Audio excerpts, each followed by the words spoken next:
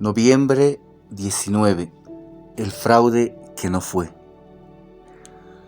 Solo algunos pocos conocían que las horas siguientes al 20 de octubre del 2019 señalarían la apertura de un tiempo muy líquido, donde la vorágine política se instalaría para recordarnos históricas deudas irresueltas en nuestra intención de construir Estado y sociedad. Meses antes, la evidente conducta del régimen gobernante había dejado claro que aquellos sectores históricamente articulados a la administración del Estado, que los convertía también en clases dominantes, no tendrían posibilidades de retorno al poder, al menos no por la vía del convencionalismo electoral democrático. Elecciones en Bolivia. Mesa denuncia, entre comillas, un fraude escandaloso, cierra comillas, en el recuento de los votos, y la Organización de Estados Americanos, OEA, muestra su, entre comillas, profunda preocupación, cierra comillas. Titula la BBC de Londres la mañana del 22 de octubre. Un día antes, la OEA emitía un comunicado de prensa afirmando que, a las 19:40 del domingo 20 de octubre, el TSE difundió los resultados del TREP.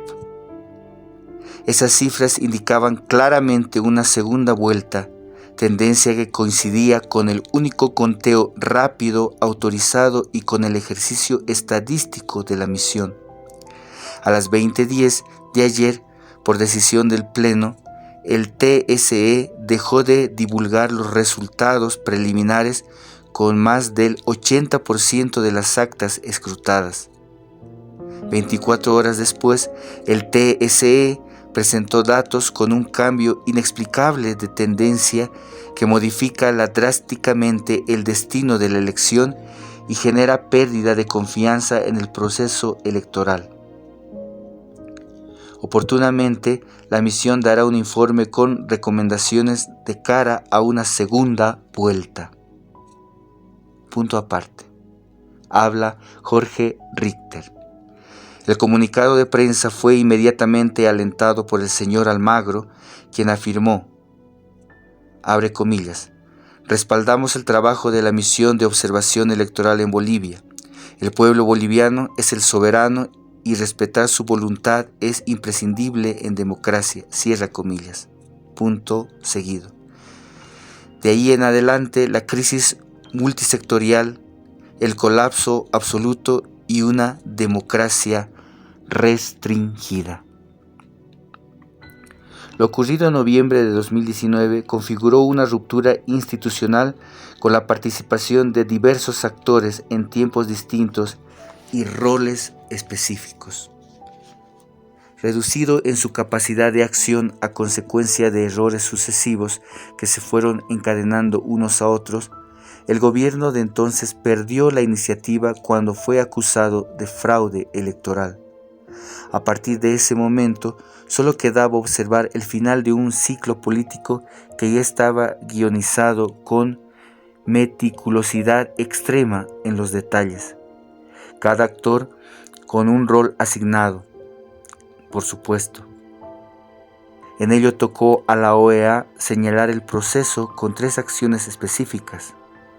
2 puntos seguidos, un comunicado de prensa, un informe preliminar referente al proceso electoral, entre paréntesis, informe no previsto en el acuerdo firmado con el Estado boliviano, cierra paréntesis, y un informe final, punto aparte. El documento último que presenta la OEA ha sido recogido por los actores comprometidos en los hechos de noviembre como una referencia bíblica incuestionable bajo sanción de ser acusado de profanar la santa palabra. A más de ello, la inevitable y necesaria lectura de todo lo anotado en él obliga a señalarle sus profundas deficiencias, esas que terminan asociándolo a un interés que no tiene una dimensión de observador internacional ecuánime, sino de un decidido aporte a la destrucción institucional del país.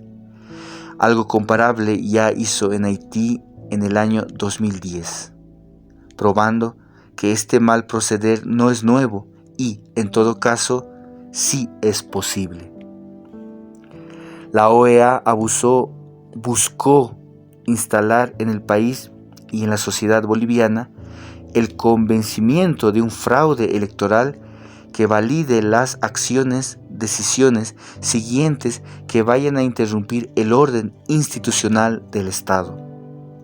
Para ello construyó sucintamente una narrativa de manipulación del voto que instaló afirmando que los resultados oficiales que presentó el Tribunal Supremo Electoral, el TSE, no eran posibles.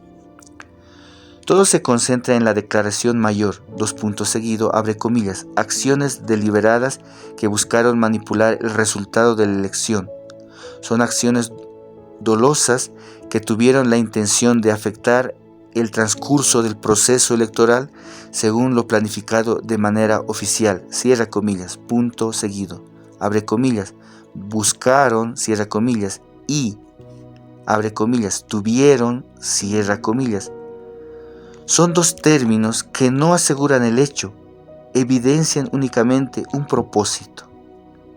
Sin embargo, en el relato final estaba implícita la insinuación de que los resultados no eran los que se presentaron. Tres elementos son el eje argumentativo de la OEA. Inciso A. La suspensión de la transmisión de resultados electorales preliminares, abre comillas, TREP, cierra comillas, y la vinculación de este sistema informático con el del cómputo final,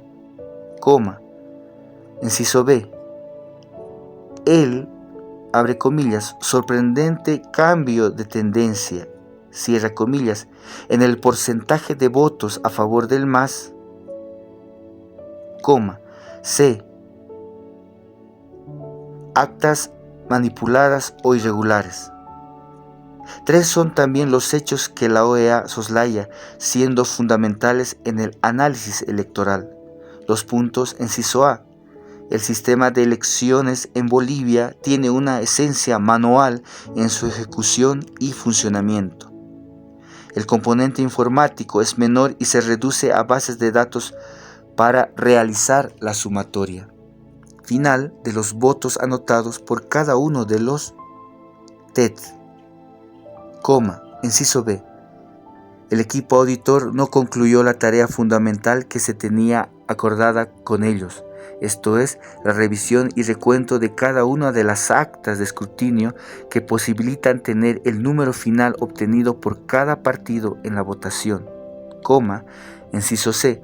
La no incorporación de información sensible que, siendo de su conocimiento, contradice lo sostenido como acusación en su informe preliminar y final.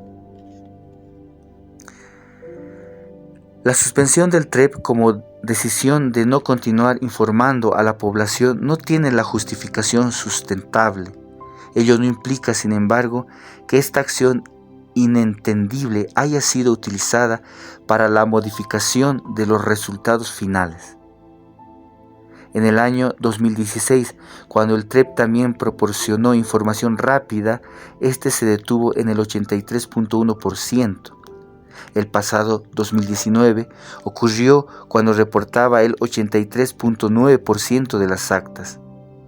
En ambos casos, las variaciones con los resultados finales son idénticas. Bueno, muchas gracias, queridos amigos y amigas, por habernos acompañado en este audiolibro, El Noviembrismo, escrita por Jorge Richter. Solo nos queda mandarles un saludo grande y fraterno. Gracias por compartir este recorrido por este audiolibro. Saludos desde La Paz, Bolivia.